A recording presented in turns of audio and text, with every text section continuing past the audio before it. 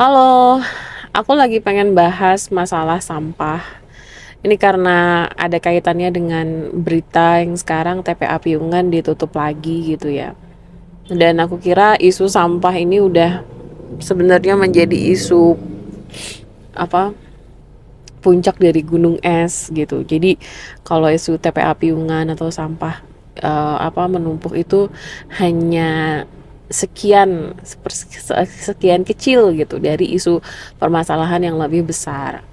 Nah, menurutku setidaknya apa yang dari aku pelajarin ini ada kaitannya dengan uh, bagaimana kita mengatur ekonomi gitu. Bagaimana kita melakukan praktek-praktek ekonomi yang sebenarnya kalau dilihat dari berbagai lini itu sangat nyampah boleh dibilang gitu ya.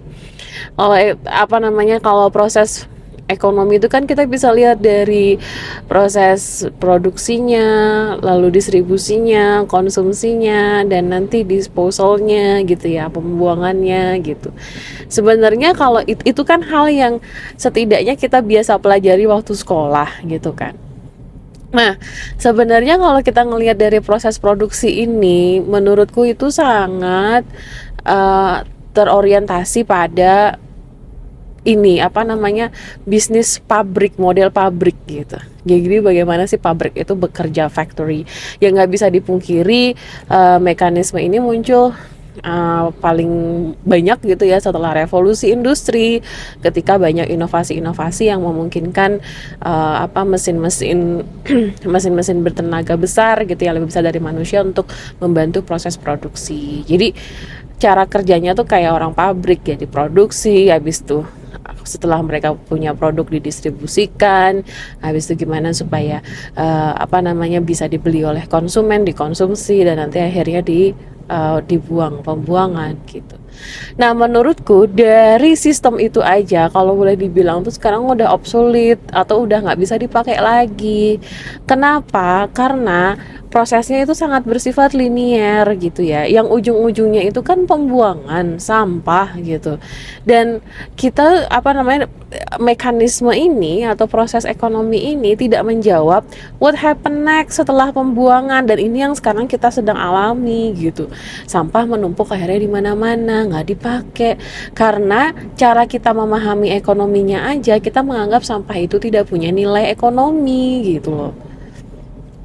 Akhirnya kenapa itu yang menjadikan buatku juga ya, menjadikan triggerku untuk kayak ada nggak sih gitu kegelisahanku tuh, ada nggak sih cara lain gitu supaya kita tuh bisa mengelola ekonomi yang lebih minim sampah gitu, yang nggak yang nggak berujung-ujung nyampah gitu. Dan disitulah aku mulai belajar gitu ya, berkenalan dengan konsep yang namanya ekonomi sirkular gitu. Apa sih yang dimaksud dengan ekonomi sirkular? Sebenarnya ekonomi sirkular buat setidaknya sependek yang aku pahamin gitu ya, berangkat dari kegelisahan mengenai tadi sistem ekonomi yang sifatnya linier gitu, dari produksi, distribusi, konsumsi, terus pembuangan. Nah, ekonomi sirkular itu berusaha untuk mempertanyakan bisa nggak sih dari pembuangan ini kita balikin lagi ke produksi gitu, dibuat sirkular gitu. Itu menurutku secara sederhana itu yang aku pahamin gitu ya, sistem bisa nggak sih ekonomi itu dibuat seperti itu. Sebenarnya secara teoritis itu bisa gitu ya, tapi kan balik lagi ini permasalahan yang pertama adalah komitmen gitu kan, and most importantly political commitment dari setiap pelaku usaha ataupun dari pemerintahnya. Tapi yang nggak kalah penting yang kedua itu adalah mekanisasinya gitu, gimana caranya bisa yang dari proses pembuangan ini balik lagi ke sistem produksi gitu. Nah, ada banyak kajian sebenarnya ya mengenai ekonomi sirkular ini gitu ya.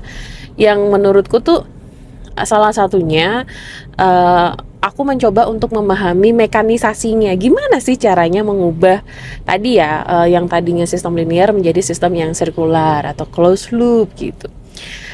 Nah, berkembanglah dari sisi mekanisasi itu berkembanglah prinsip-prinsip R dari ekonomi sirkular. Dulu kita taunya 3R gitu ya, reduce, reuse, recycle gitu kan.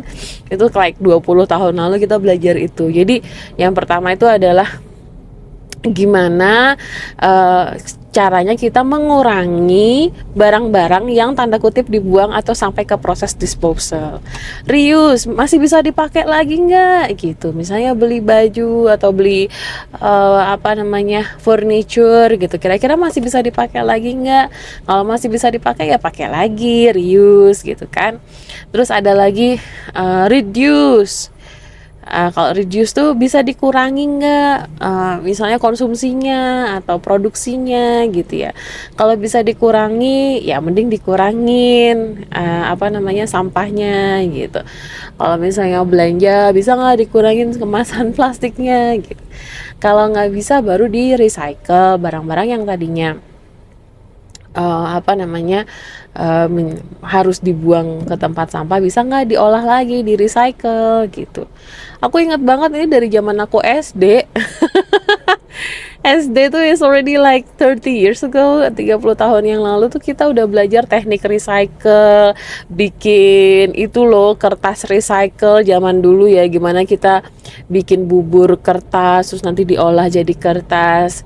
Jadi menurutku sebenarnya secara teknik udah banyak banget, udah biasa gitu loh, udah beragam udah ada beragam cara gitu, udah ada beragam teknik yang berkembang untuk mengolah sampah ini gitu kan. Tapi memang menurutku, terus kenapa kok kayaknya masalahnya masih ada lagi, berulang lagi. Ini yang menjadi pertanyaan besar sebenarnya sekarang gitu. Kenapa ya gitu. Nah, kalau aku melihat pakai pendekatan sustainability transition gitu ya, gimana sih cara kita bisa menavigasi transisi transisi pembangunan ini menjadi lebih berkelanjutan gitu. Kira-kira ada yang namanya teori multi level perspective. Jadi kita perlu melihat isu sampah gitu ya, atau isu ekonomi ini dari berbagai level. Setidaknya kalau dalam teori ini ada 3 level gitu yang harus kita analisis. Yang pertama itu adalah di level niche-nya, niche actors-nya. Ada nggak sih niche itu kayak ceruk gitu ya? Ada nggak sih aktor-aktor baru gitu ya, atau inisiatif-inisiatif ceruk yang masih sifatnya eksperimental, yang udah berusaha untuk mengubah sistem yang tadi sifatnya ekonomi linear jadi ekonomi sirkular. Aku pikir di Jogja itu adalah salah satu kota yang tanda kutip ya paling banyak bank sampahnya gitu. Kalau boleh dibilang tanda kutip Jogja tuh ibu kotanya bank sampah gitu. Ada banyak banget inisiatif-inisiatif di level daerah yang udah bicara tentang, yang udah mempraktekkan pengolahan sampah dari sisi pemilahan, terus dijual, terus diolah lagi, di recycle. Itu udah banyak banget, dan aku udah ketemu beberapa inisiatif yang ada di Jogja. Jadi sebenarnya dari sisi niche level di Jogja itu udah banyak, udah siap. Terus level yang kedua itu adalah regime. Regime itu ini bukan hanya terkait dengan pemerintah ya, policy maker, tapi regime itu terkait dengan dominant rulesnya apa nih gitu.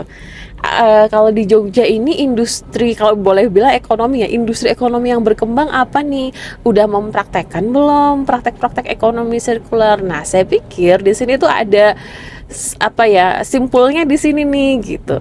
Jogja itu kan salah satunya yang terkenal dengan industrinya pariwisata dan industri pendidikan gitu ya, kota pelajar, terus kota budaya gitu kan. Nah, ini yang menurut saya tuh masih menjadi simpul, karena beberapa misalnya yang saya temukan adalah belum ada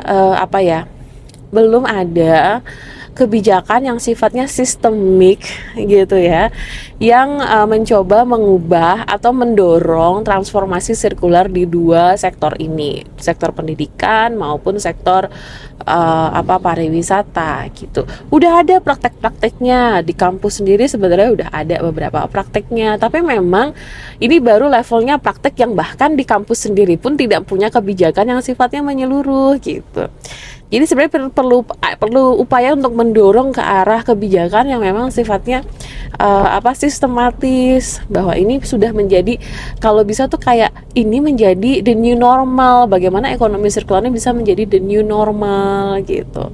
Nah, balik lagi menurutku adalah kalau kita bicara mengenai regime level gitu, bisa kalau menurutku sebenarnya perlu ada upaya-upaya yang namanya mainstreaming the niche. Bagaimana kita bisa membuat praktek-praktek yang tadi sifatnya inisiatif di akar rumput, inisiatif di komunitas ini menjadi sebuah praktek yang sifatnya mainstream, populer. Nah, itu tuh perlu pertanyaan riset berikutnya, how to mainstreaming circular economy practice. Dan yang ketiga, kalau dari multi level perspektif itu adalah di level landscape. Landscape itu terkait dengan konteks sosial, konteks ekonomi, konteks politik yang ada gitu ya, di wilayah tersebut. Bagaimana kita bisa tanda kutip mengambil opportunity, mengambil kesempatan dari landscape yang ada untuk mendorong ekonomi sirkular. Nah, dari riset yang aku kemarin lakukan, sebenarnya ada satu bentar Pak, saya nggak bisa tuh. Gue cincang. Sebenarnya ada satu landscape nih yang boleh dibilang gitu ya berhasil setidaknya menjadi momentum perubahan menuju praktek-praktek yang sifatnya sirkular. Apa itu? Itu adalah COVID-19. Nah, ini kemarin saya habis riset gitu tentang sektor pariwisata dan perkembangan ekonomi sirkular di pariwisata Jogja. Nah, salah satu hasil temuannya itu menceritakan ini satu hal yang sebenarnya tidak terbayangkan gitu ya. Jadi ternyata di praktek-praktek perhotelan dan restoran di Jogja dan Indonesia juga sebenarnya waktu COVID itu kan ada kebijakan social distancing ya, dan juga peningkatan standar kesehatan gitu ya. Nah, ini tuh justru mendorong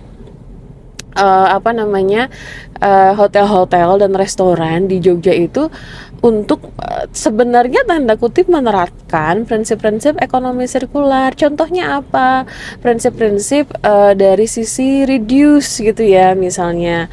Jadi karena restoran dan hotel itu didorong gitu untuk membuat standar kesehatan yang bagus, mereka kan harus bersih gitu ya, harus menjaga higienitasnya gitu.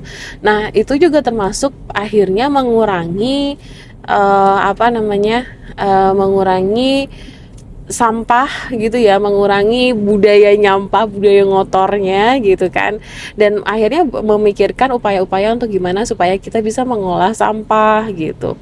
Terus yang prinsip lainnya misalnya dari sisi reduce gitu ya, banyak juga akhirnya transformasi gitu, hotel-hotel dan restoran ini menggunakan teknologi digital gitu ya, menggunakan sistem manajemen berbasis digital gitu, yang akhirnya bisa mengurangi konsumsi konsumsi kertasnya gitu ya, bisa membuat kalau boleh dibilang sistem bekerja yang minim sampah. Nah, ini sebenarnya masih perlu kajian lebih lanjut ya, tapi saya kira COVID-19 itu sebenarnya bisa menjadi satu landscape gitu ya, atau satu konteks yang tanda kutip mendorong gitu praktek-praktek ekonomi sirkular yang lebih baik gitu. Nah, mungkin ini satu agenda berikutnya sih, kalau ada kajian yang yang ingin mendorong ekonomi sirkular mungkin bisa menggali lebih mendalam gitu ya. Sebenarnya apa sih dampak baik, bukan dampak baik sih ya, kira-kira apa sih impact yang dihasilkan dari kebijakan kebijakan COVID-19 itu yang akhirnya mendorong transformasi sirkular itu sih. Jadi kalau dilihat dari MLP gitu ya, multi level perspektif, sebenarnya lagi-lagi isu tentang TPA Piungan ini hanya salah satu dampak gitu ya dari tip of iceberg dari isu tentang bagaimana selama ini cara kita mengelola ekonomi itu masih sangat linier gitu. Tapi satu sisi jangan-jangan bisa jadi juga gitu ya, tutupnya TPA Piungan ini bisa jadi landscape loh gitu, bisa jadi konteks yang mendorong praktek-praktek ekonomi sirkular gitu. Mudah-mudahan tuh dengan adanya krisis sampah ini betul-betul bisa mendorong gitu ya awareness, mendorong kesadaran dan komitmen setiap pihak gitu untuk memikirkan bahwa cara kita melakukan ekonomi selama ini itu udah obsolete, udah nggak relevan gitu, udah nggak bisa hidup kayak gini lagi, harus ada yang diubah. Dan mudah-mudahan itu menjadi entry point untuk bisa memulai transformasi ekonomi sirkular gitu. Jadi itu sih satu atau dua hal yang ingin aku bagikan gitu ya. Kalau misalnya ada yang ingin diskusi lebih lanjut tentang ekonomi sirkular, aku akan senang banget sih kita bisa ngobrol lebih lanjut. Oke, makasih ya udah dengerin.